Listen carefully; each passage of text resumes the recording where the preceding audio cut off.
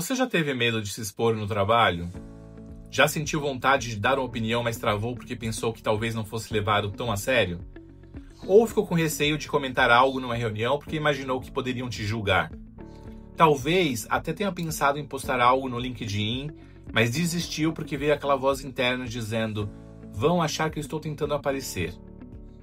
Esse tipo de medo é mais comum do que você imagina, e ele não significa fraqueza, significa autoproteção. O problema é que essa autoproteção, quando exagerada, deixa de te proteger e começa a te prejudicar, a te limitar. Ela te impede de ser visto, de ser reconhecido e de crescer profissionalmente. E é sobre isso que nós vamos falar hoje aqui nesse vídeo.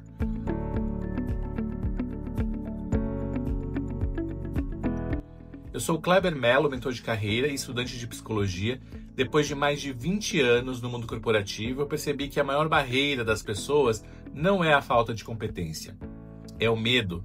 Medo de errar, medo de ser criticado, medo de não parecer bom o suficiente, medo de dizer algo e se arrepender depois e, acima de tudo, medo de se expor. Mas o medo não é o inimigo, o problema não é sentir medo. O problema é deixar que ele tome as nossas decisões.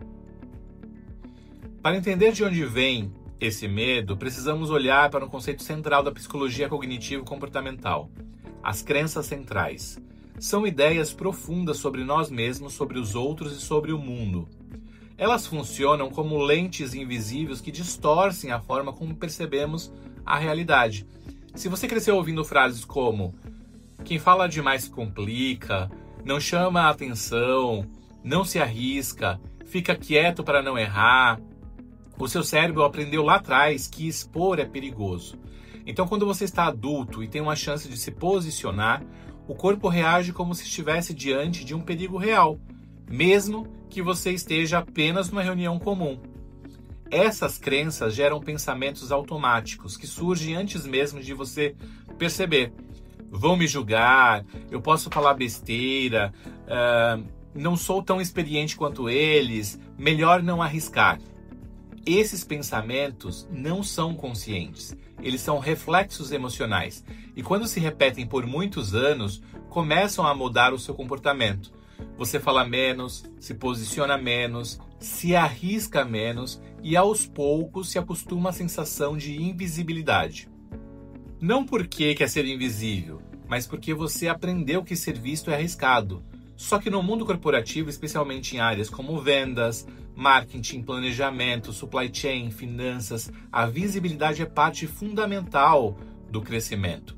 E se ela não vem naturalmente, você precisa aprender a construí-la.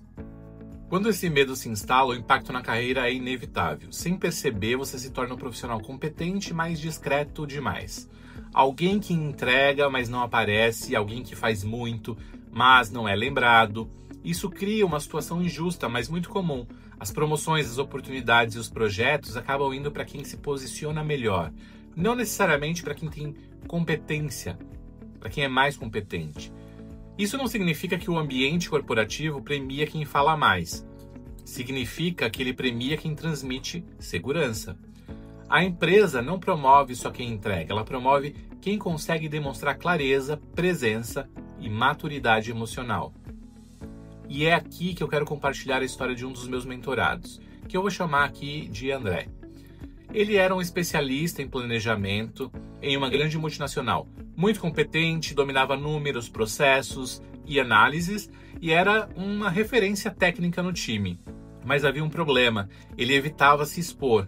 Nas reuniões, preparava tudo, mas pedia para o gerente apresentar. Ele falava pouco, mesmo quando tinha todas as respostas. E quando eu perguntei por que ele fazia isso, ele disse: "Tenho medo de parecer arrogante". Essa frase é uma expressão perfeita de uma crença limitante. Na mentoria, começamos com um processo de reestruturação de crenças, uma técnica da psicologia cognitivo-comportamental. A primeira etapa foi identificar esses pensamentos automáticos que surgiam quando ele tinha a chance de falar. O mais comum era: eu vou travar, vão me achar ruim, eu não sou bom o suficiente, eu não estou pronto. Depois, trabalhamos o questionamento desses pensamentos. Isso é um fato ou é só medo? O que realmente aconteceria se você falasse? Você já viveu situação em que falar foi negativo? Ele percebeu que na prática nunca havia acontecido nada de ruim. Era apenas a memória emocional do medo dando aquele sinal falso.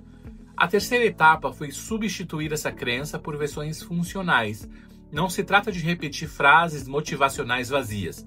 É sobre criar pensamentos alinhados com a realidade. Eu não preciso ser perfeito para ser respeitado. Eu posso contribuir mesmo sentindo medo. Falar faz parte do meu crescimento. Com isso, começamos a praticar a exposição gradual. Ele começou participando com uma frase por reunião, depois passou a apresentar pequenas partes e, por fim, conduziu uma reunião inteira. Na semana seguinte, o diretor chamou ele para conversar e disse: "Sua postura mudou muito. Você parece muito mais seguro." Nada mágico aconteceu naquele dia. O que mudou foi a forma dele se posicionar e de fugir do medo. Ele aprendeu a andar com esse medo e isso é inteligência emocional aplicado na prática. Agora nós vamos falar sobre o que acontece no cérebro. Do ponto de vista da neurociência, o medo é uma resposta natural da amígdala cerebral, que é ativada quando detecta alguma ameaça. Só que no ambiente corporativo, a ameaça não é física, ela é social. O cérebro reage como se você estivesse em risco, quando tudo o que vai fazer, na verdade, é falar numa reunião. Esse alerta constante faz o corpo entrar num estado de autoproteção. O coração acelera, músculos tensionam, a fala trava, a mente fica em branco, e você interpreta isso como incapacidade, quando na verdade é apenas o cérebro tentando proteger você de um perigo que não existe.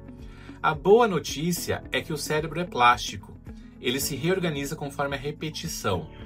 Quanto mais você evita a exposição, mais reforça o circuito do medo. Quanto mais você se expõe conscientemente, mais fortalece o circuito da coragem. Isso significa que confiança não é uma característica fixa, ela é uma habilidade treinável. Agora eu quero te dar 3 práticas que eu ensino nas mentorias e que funcionam de verdade. A primeira é chamada de reenquadramento cognitivo. Quando surgir um pensamento, vão me julgar? Substitua ele por eu posso contribuir. Essa mudança simples tira o foco do medo, do ego, e coloca o foco no valor que você pode gerar. A segunda prática é a exposição gradual. Não espere um grande momento para começar. Comece pequeno. Fale numa reunião pequena, compartilhe um insight rápido, escreva algo simples. A confiança é construída por microexposições. A terceira prática é a ancoragem de valor. Faça uma lista de 3 momentos em que você se posicionou e foi respeitado. Leia essa lista antes de reuniões importantes. Isso ativa a memória emocional de competência e ajuda o seu corpo a entender que você já conseguiu antes e pode conseguir de novo. No fundo, a maior prisão não é o julgamento dos outros, é a voz interna que diz que você ainda não é suficiente, mas você já é. Você só precisa começar a se mostrar. Coragem não significa ausência de medo. Coragem é agir apesar do medo, com clareza, propósito e consciência. E quanto mais você age assim, mais o medo perde força e mais a confiança cresce. Se esse conteúdo fez sentido para você, aproveite e se inscreve no canal. Toda semana eu trago reflexões sobre comportamento, inteligência emocional, liderança e carreira, e sempre unindo psicologia com a vivência de mais de 20 anos no mundo corporativo. E se você quiser entender de forma personalizada o que está por trás do seu medo de se expor e como trabalhá-lo, o link para agendar a sua sessão gratuita de diagnóstico está aqui na descrição do vídeo. Você não precisa ser o mais confiante para começar, mas precisa começar para se tornar confiante. Te vejo no próximo vídeo.